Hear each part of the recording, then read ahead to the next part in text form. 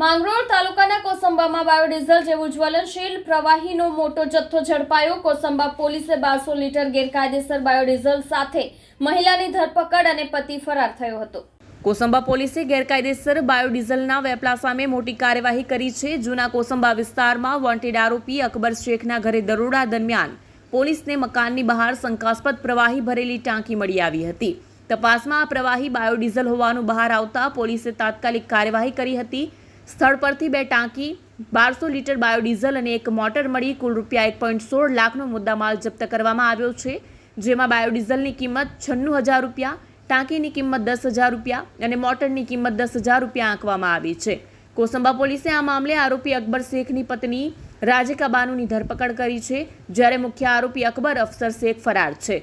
બંને આરોપીઓ જૂના કોસંબા તાલુકા માંગરોળના રહેવાસી છે। પોલીસે ગુનો નોંધી અકબર શેખને વોન્ટેડ જાહેર કર્યો છે અને તેની શોધખોળ શરૂ કરી છે।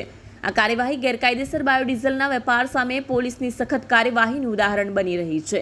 સત્તાર શેખનો રિપોર્ટ, આઝાદ ન્યૂઝ।